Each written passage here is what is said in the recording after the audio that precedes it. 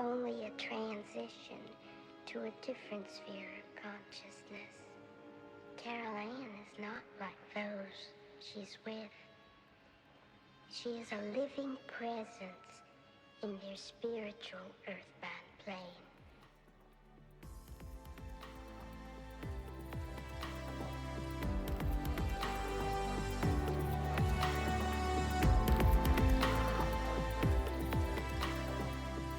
Hello and welcome to episode 28 of the Talking to the Dead podcast.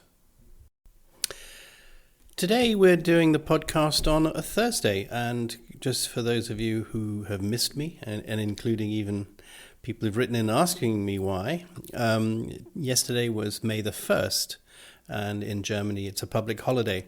So I decided for that reason to take the day off and not actually do the podcast on a Wednesday, which is very unusual because most of the time I will do it on a Wednesday, and I feel I've got almost a bond with the spirit world to do it on a Wednesday. But I decided to be brave and not do it.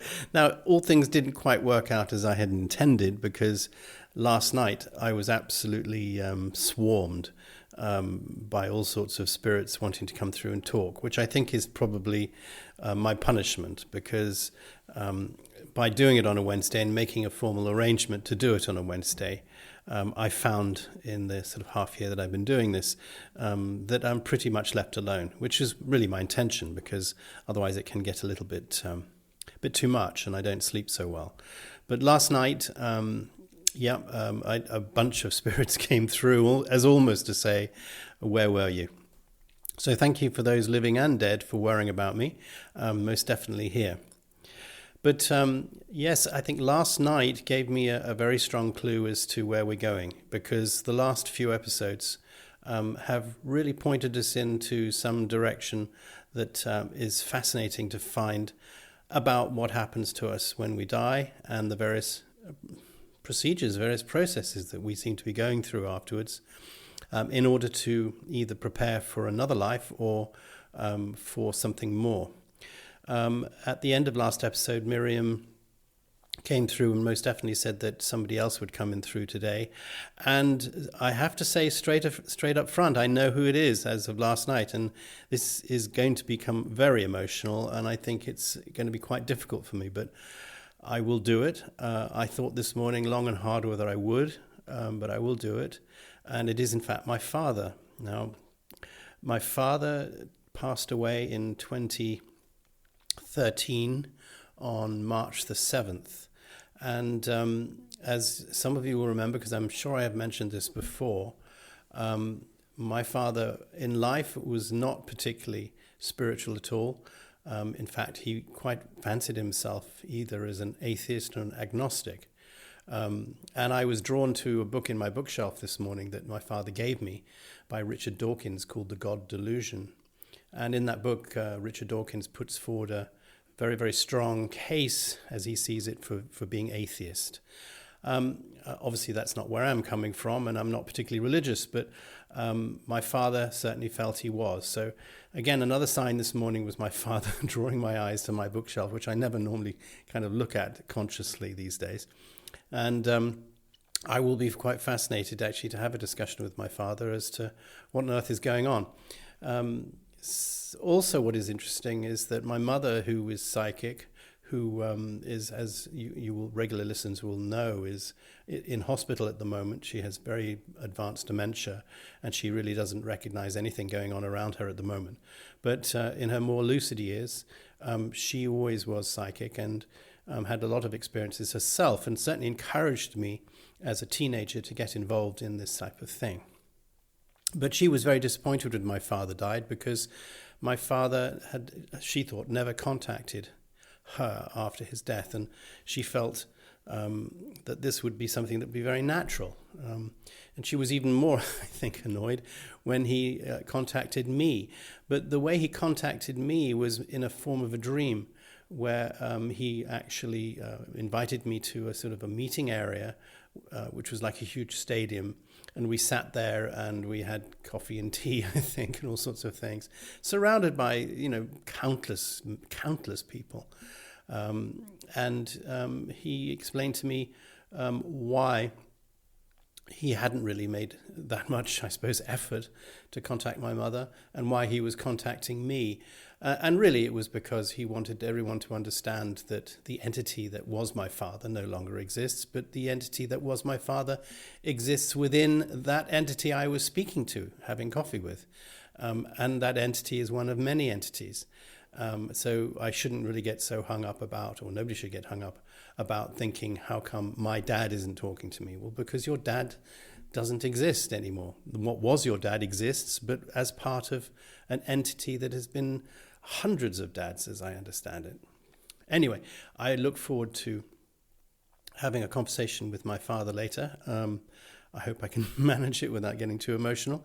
But first, there are some questions that have been sent to me, which I would also like to ask. So I'm going to ask Titan to come through to help me with that. And then after Titan leaves, I hope he'll then help me talk to my father. Okay, so Titan is here again, and thank you for coming through. He says thank you too. Titan, the question that I have this week is from one of my correspondents, and she's very, very interested at the moment in using pendulums in order to contact a recently deceased person that she loved. And she actually wrote to me and asked me what I thought of that. Now, I had my own fixed opinions about it. You know what my fixed opinions are because you're my spirit guide, so I really don't need to tell you. Tell me briefly about pendulums and things like that, and are they good or bad, or should they be used at all? Okay. Titan says that there's nothing wrong with using a pendulum. She's telling me that she knows that my fear of using things like that come from stuff that I've read over the years. But the truth is that there is nothing wrong with using a pendulum or anything like that. There's really no difference between that per se and using automatic writing. Anything that is coming through you, like I am coming through you now, she says, is perfectly legitimate, and there's no reason for anyone to worry about it. But with all these things, she says, one has to be always prepared psychologically for what comes through, and not everybody is prepared. And he said the only difficulty will come to those people who are psychologically vulnerable, and then they may receive some information, while true, could actually upset them in some way or other. So for all those reasons, it's quite important, if you are using such a thing as a pendulum, to bear that in mind and be careful about how you interpret the information and how you let it, she says particularly, how you let it affect your free will, how you let it affect the decisions that you will make as a result of hearing that. She's actually saying, if you take my point of view and my advice, anything that you are receiving from the spirit world is stuff that you should think about and very carefully before you act on it, because all that's happening is that a spirit, an entity in a place where she's from, is merely passing information to you, but you've already had that chance before you were born to decide how things will be. Although there can be guidance and there can be help to keep you on the general direction of that plan, it is your free will as a human being to decide whether you ignore that or take heed to that information. Exactly the same as information that comes through using something like a pendulum. Okay, because I recommended to her that you, like I do before I start my podcast, I say a small kind of protection ritual, which I've mentioned before. I advise perhaps she should do that. Titan is saying that again. She's saying it's not really necessary, but it's of tremendous help again for your psychology. If you believe that by doing so you are attracting good things, then by the laws of the universe you will attract good things and you will feel better for it. So there's no harm in doing that. She wants to mention that obviously other people use different methods in order to be able to communicate with higher dimensions. And obviously, as you become more adept at doing that, unless you have a natural gift, you will eventually be able to do it as we are doing it now, she says, directly through my mind and allowing my mind to interpret what I'm feeling and receiving and turning it into words and speaking it out aloud. But she says, obviously, she realizes that not everyone can do that, so they do need help. And she's saying, obviously, I think it's also important because she knows that I've thought about this before as well, such things as spirit boards or Ouija boards. Again, those things, she's saying, are surrounded by mystery on our planet because they've been used actually for thousands of years in different forms. And in themselves, there is nothing wrong with them. And as she says, as you know, they were actually sold by Hasbro as a children's game for many years. But again, you have to be careful about how you use it in terms of your free will and your intent and what you're planning to do with the information that you get or what sort of information you're asking. She says there is a distinct difference, however, between using a pendulum or using something that is coming through you, rather than using something such as a Ouija board, where things are coming through a board.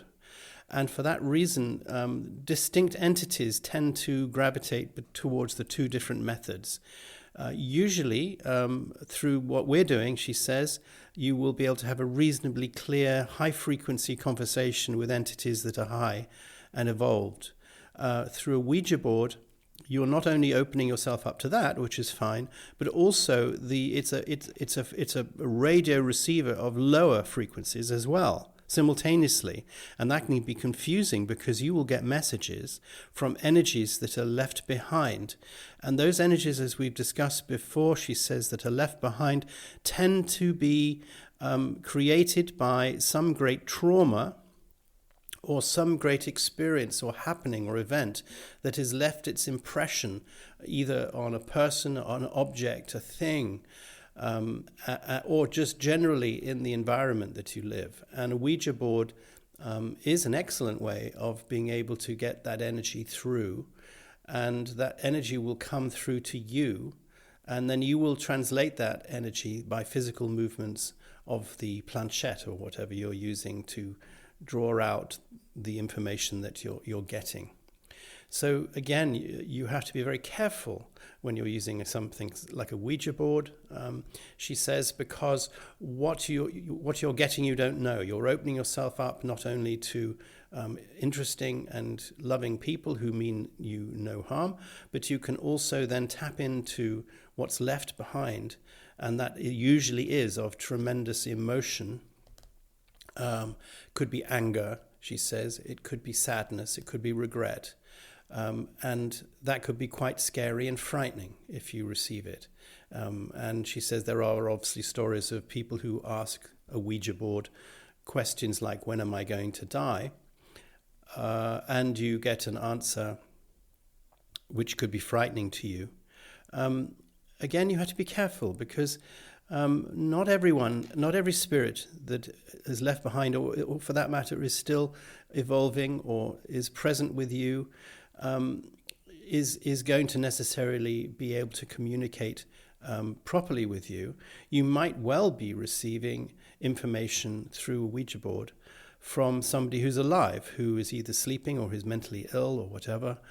And again, she's saying you've got to be careful because some people are very cruel and can say things to frighten you. So somebody may turn around and say, you're going to die tomorrow or something, and you get that impression and you think it's serious, and psychologically that's going to cause you a tremendous amount of damage. So for all of those reasons, be careful, she's saying. Just be careful what you do.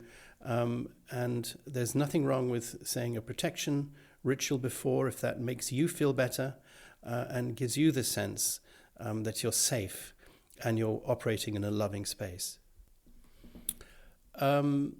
She also is mentioning crystals. Crystals. I actually have a crystal in my hand, and I always have it when I'm doing this podcast. It's a piece of amethyst. Titan is saying that crystals do give up a tremendous vibration. And she thinks it's probably easiest to explain that by looking at what many people have on their left wrist or their right wrist. People have a quartz watch. And a quartz is basically a form of crystal, which is similar to amethyst in its construction. It's really not a lot of difference. And it vibrates at a particular frequency, which is many, many thousands of times per second. And that, through the technology of a watch, can be reduced down to a single pulse, which counts as 1 second. And then that can be used for timing in a watch and get almost perfect time. She's saying that, she says, because she wants to show you the power of crystals. Not all crystals resonate at the same frequency. Not all of them are stable like quartz. They can vary tremendously according to what type of crystals that they are or the purity. But for that reason, crystals are an example of vibration. And vibration is very much linked to a molecular state. And we're getting down there, she says, to where energy consciousness is as a form of particle. So it's all connected. You're using a crystal, you will be connected in a way to different spiritual zones.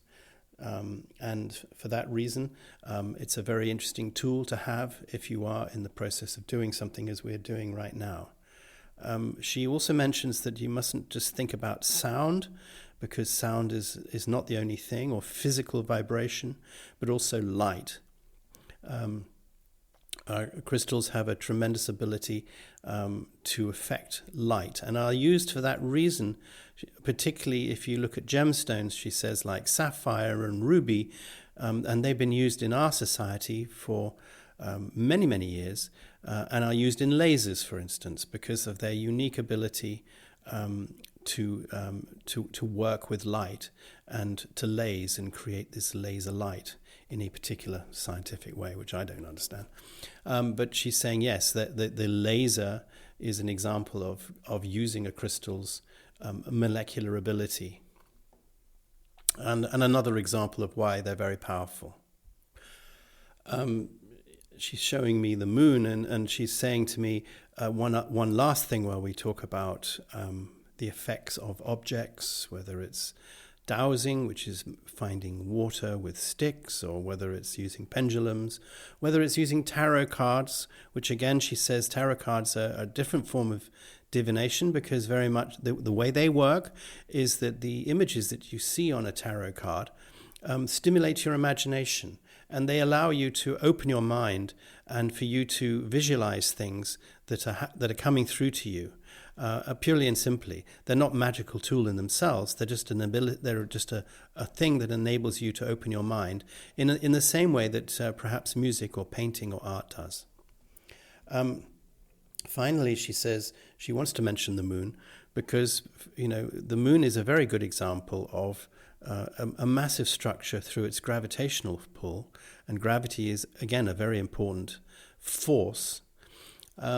That can influence human behavior, and it's been well demonstrated in Earth history that the moon can have a huge impact through its gravitational pull, not only on tides, but also on the human mind and psyche. That's fascinating.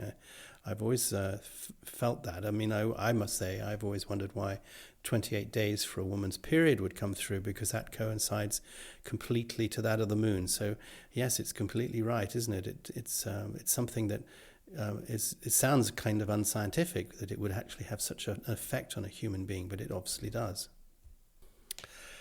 Okay, is there anything else you want to say about that Titan? No. She's saying there's nothing more to be said, and we should really move on. And at that point, she says she will let my father speak, and she's going to be going. So I will personally myself now just try to take a deep breath, and I'll be back with you in a second. Okay, I'm back. Dad, are you there?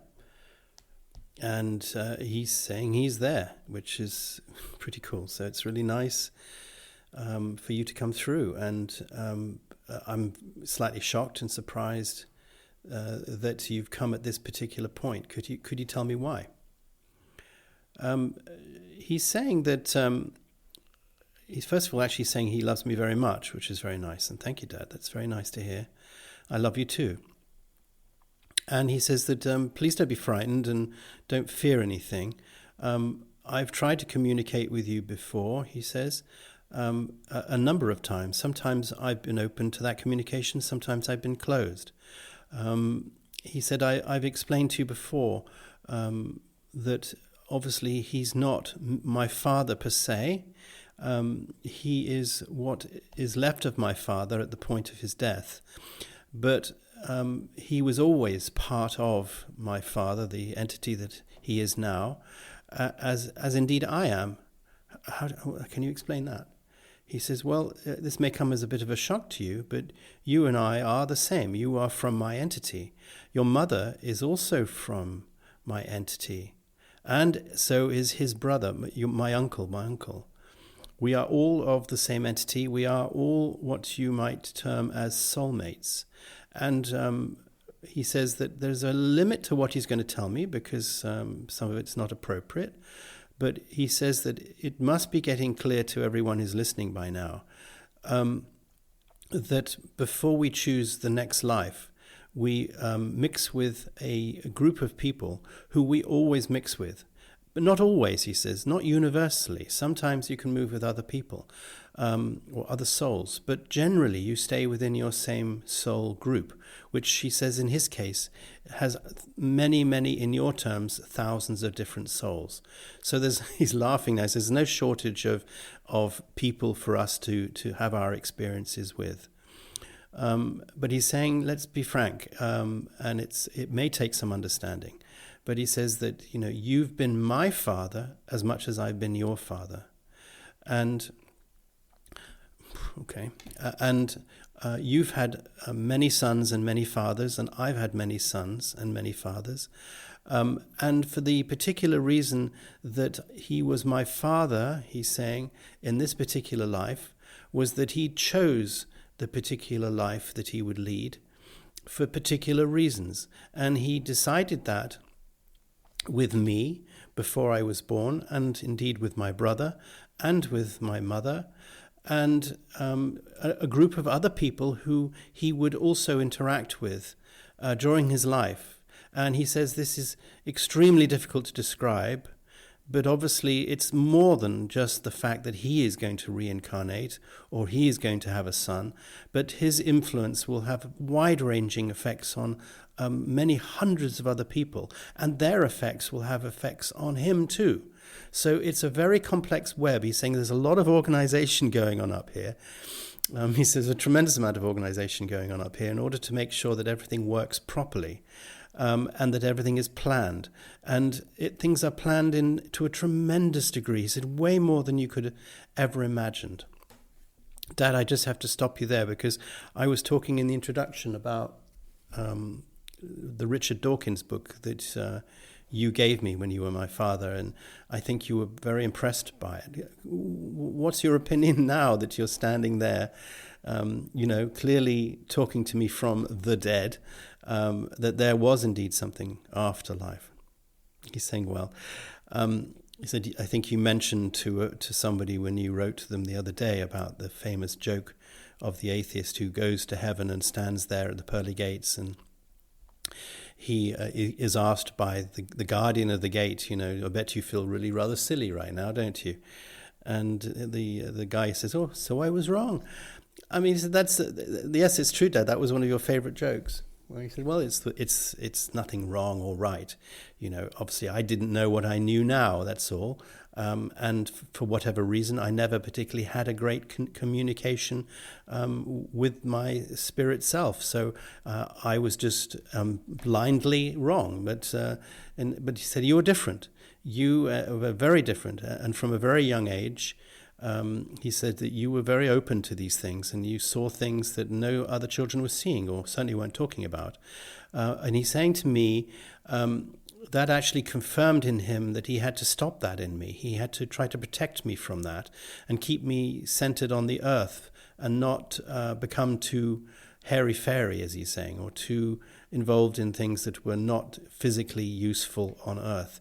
He said that he had chosen his life in a particular way in order to experience certain things. But most of all, he wanted to experience things in a very scientific and a very reason-based way.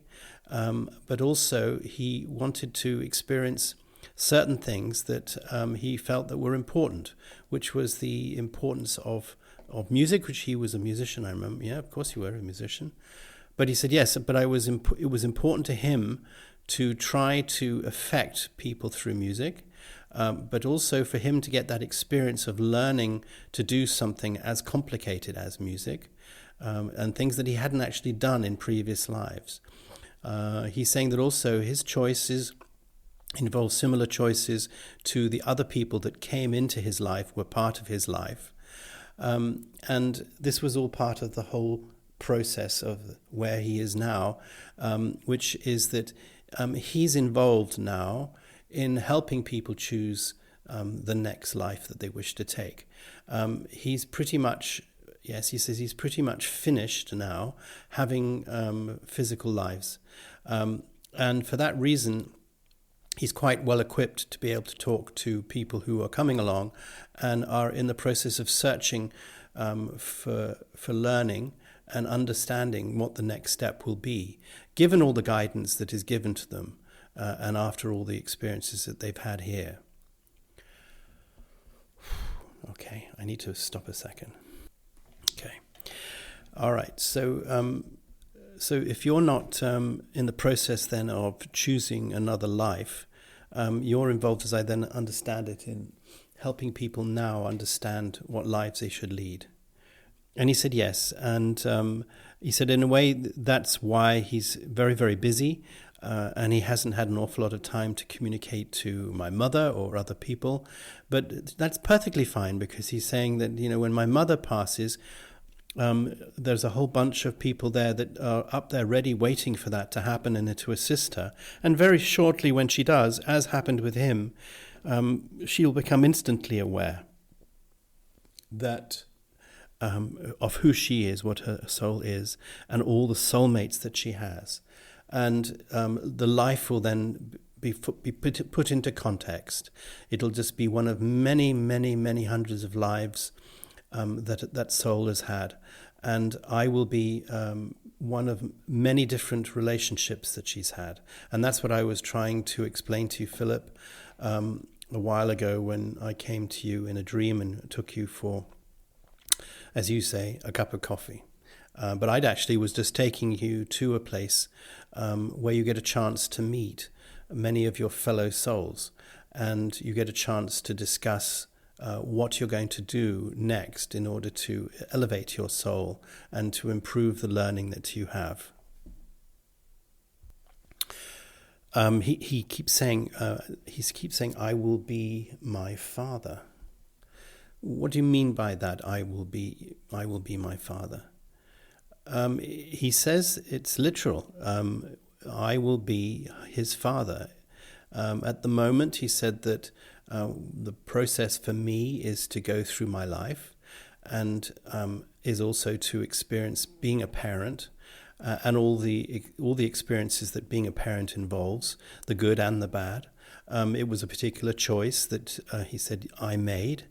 He said that in the same respect, he as a father, he had not had a huge amount of experience being a father either before, so he also chose to be a father, and he admits that in some respects perhaps he wasn't brilliant at it. Okay, and he said, but no father really is, but he learnt tremendous lessons from his time of being a father, and he hopes that I do as well.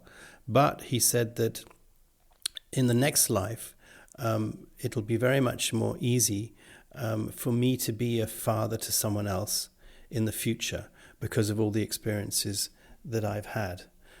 So I will be my father, he says, isn't necessarily being his father, but you will be a father again to someone in our spiritual group that is part of us. because there is more experience to learn. And he's actually saying to me, maybe in some respects I'm not a perfect father, and there are many things yet that I will learn that I cannot learn in my current life.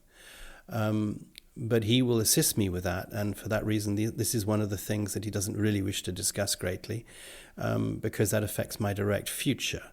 But he's there for me, and as are a lot of people who have always been together, and we always help each other, he says, decide how the relationships will be and the events that will occur in our chosen lives.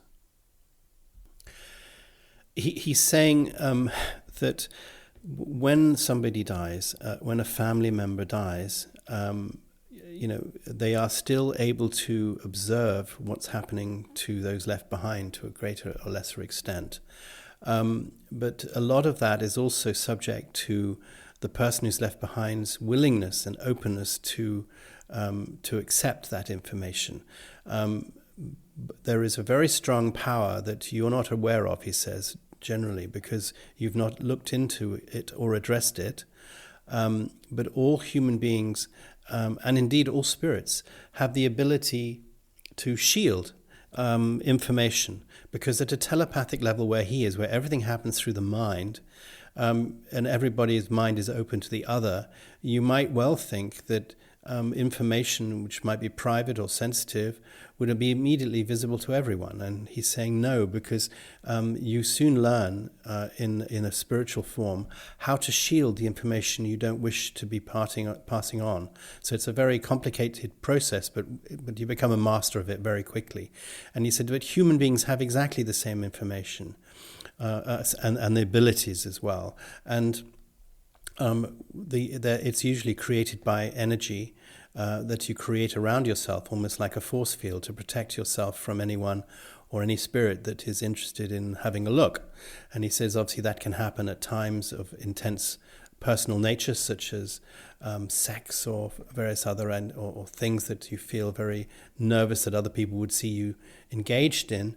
And at that particular time when a couple has sex, they put up a barrier around themselves to actually prevent their energy from being seen by other people. That's an interesting thought. But he's saying now, getting back to his purpose of being here to talk to me, is that he wanted most definitely to contribute something, because obviously he's very connected to me, but he wanted to show how actually the next phase is incredibly simple. He said it's not complex at all, because as soon as you get here and you come back to your spirit group, you recognize everyone and instantaneously remember all the relationships, all the lives, everything that you've had before. And you then go through the process with all of us, he says, of deciding what else needs to be learned before the next phase, which is essentially a point where there is no need anymore to have a physical life. And he said, I got some bad news for you. He says, you're by no means finished yet. Okay. But you are, Dad, so that's quite interesting. He said, yes, I have had many more experiences, many more lives, and my entity has actually made that decision. And it is the decision, he says, that I can make with the guidance of other hugely experienced guides, that I don't need to do that anymore. I've learned really everything that I need to learn. And I am now, he says, in other realms, I am already operating in completely different realities, way beyond your understanding, and things that will never come through in this podcast, because there is a limit to what he can convey and that we can understand.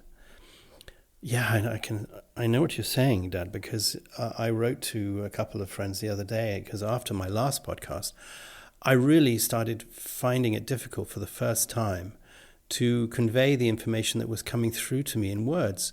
I was really struggling. He said, yes, he said, that's going to happen, which is why there are concepts that I just cannot share with you. There are things that I cannot say to you, I cannot explain to you, because there are no ways, here we go again, he's saying there's no way that you can actually translate that into a language.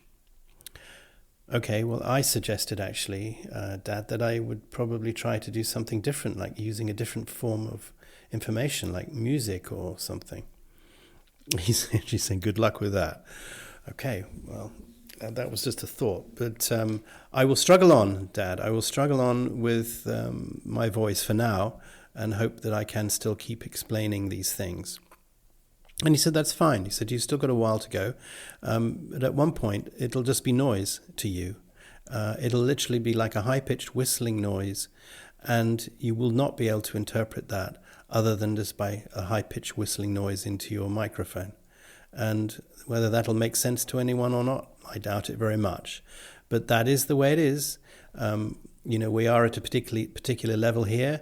There are levels, he says, that can interact with us and can make themselves known. And he's saying to me that he's actually pretty much the last level that I'm going to be able to get in touch with, because his level is the choices that are made about the next life.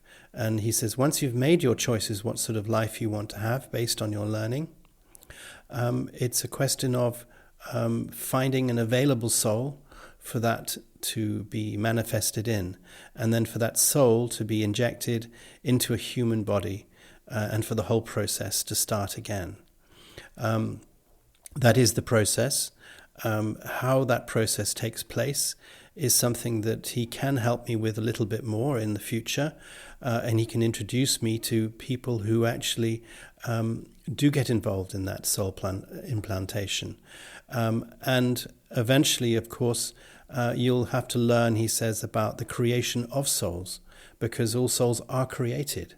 They are created in a particular place, and he can talk about that later as well. But for now, what is important for us to learn in this particular moment is that we are all connected.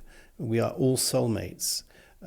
Everyone that you interact in your life with, by and large, you've chosen to do, for good or for bad. And you have done this countless times before in different roles, and interchangeable roles, he says. Okay, thank you.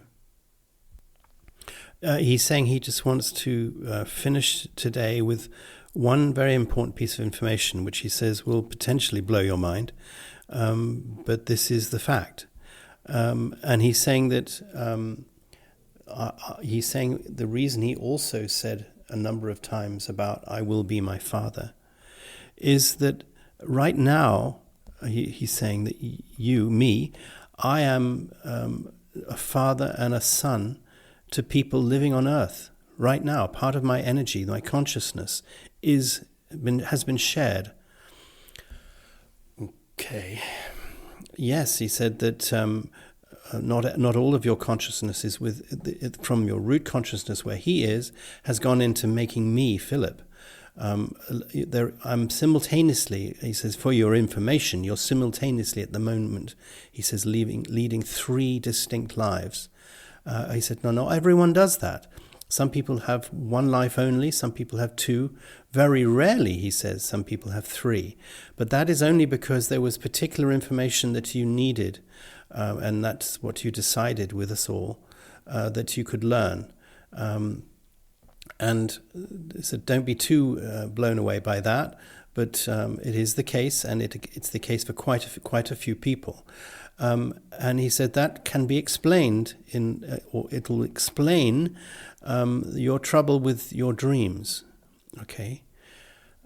He said, yes, I know that you've had for all your life a lot of very vivid dreams, and you've had a lot of experiences where you've interacted with a lot of people in your dream state. To a certain extent, you are also tapping into your simultaneous lives, he says. These are generally, for good reasons, kept separate.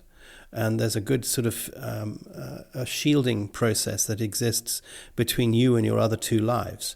But at times they can interact.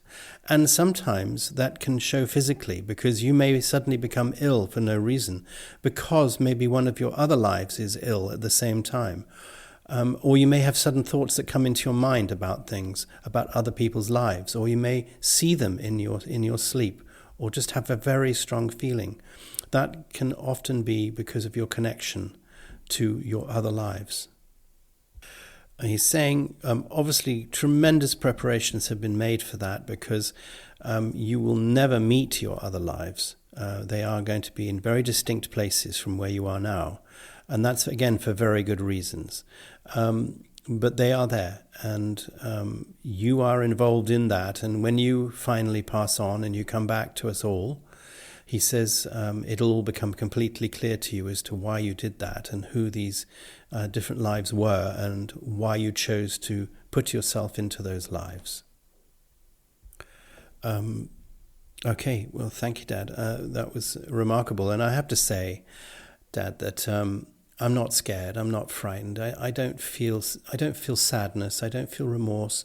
I miss who you were as a person to me, but now I understand just how different you are as a spiritual entity and how you are as part of something much greater than just my simple father. And in a way, it makes me feel strangely happy, because it makes me feel that death is so much more than just the mourning and the longing for someone that you knew. Because if people could only know that what you are and what you've become and how we are all part of that, in a way, Dad, it's like we never are apart. Yes, exactly. He says that's exactly the point. He said that's the spiritual comfort of knowing what you now know. And that's what all the people who've come in to talk to you are trying to convey, is that you are never alone. You're always part of your community. You may not always be aware of it, but one day you will be. One day you will come back and you will see everyone again. And he's saying also that's kind of the image that people have during a near-death experience, where they have that sense of love and feeling, and they feel they recognize relations who are there to meet them. And he said, of course that's the case, but very quickly they're not the relations that they see when they first come. That's, if you like, almost a welcoming way of trying to acclimatize a recently passed soul to the fact that he's coming back to his soul family, his soulmates. And very quickly he will treat his life as all the lives, as just another part of his soul. Okay. He's saying that he'll go now, but he says that next week somebody else is going to come through to me. And again, don't be shocked who that is, but somebody's going to come through who's going to surprise you greatly. But he just wants to pop in and start telling you a little bit more about a life that he is about to start, and why he has chosen that life, and where he will be born, and all the lessons that he hopes to learn. And at that point, he says, that'll be all that can be conveyed to me at this particular level. And then he says that you should really then start talking to people who have moved on, who are currently experiencing the process of alternate lives and the choosing of the lives, and meet some of the incredibly interesting people, he says, that are here. And many of them would love to talk to you, and would love to talk to other people through you. And he's saying, yes, that's why he thinks it's great that I'm doing this podcast, and more people can listen, and more people can communicate with me and ask me questions. And maybe I can get the answers that people seek. He says, before we go, he says, I've got another interesting joke for you. Thank you, Dad. And it's not a surprise, because I heard this joke last night in my mind.